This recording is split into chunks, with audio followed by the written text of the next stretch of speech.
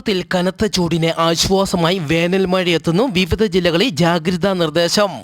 വരുന്ന വെള്ളിയാഴ്ച സംസ്ഥാനത്തെ വിവിധയിടങ്ങളിൽ വേനൽ മഴ എത്തുമെന്നാണ് കാലാവസ്ഥാ റിപ്പോർട്ട്. വരുന്ന വെള്ളിയാഴ്ച തിരുവനന്തപുരം, കൊല്ലം, പത്തനംതിട്ട ജില്ലകളിലും, മാർച്ച് 1-ാം തീയതി തിരുവനന്തപുരം, കൊല്ലം, പത്തനംതിട്ട ജില്ലകളിലും, മാർച്ച് 2-ാം തീയതി കോഴിക്കോട്, കണ്ണൂർ ജില്ലകളിലും ശക്തമായ മഴയ്ക്ക് സാധ്യതയുള്ളതിനാൽ യെല്ലോ അലർട്ട് പ്രഖ്യാപിച്ചു.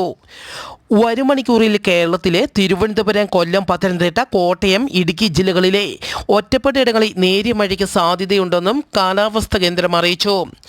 സുഡാനിൽ സൈനിക വിമാനം തകർന്നു വീണു. സുഡാനിലെ ഓംദുർമാനിലെ ജനവാസ മേഖലയിലാണ് വിമാനം തകർന്നു വീണത്. വിമാന അപകടത്തിൽ 46 പേർ മരിച്ചതായി റിപ്പോർട്ടുകൾ.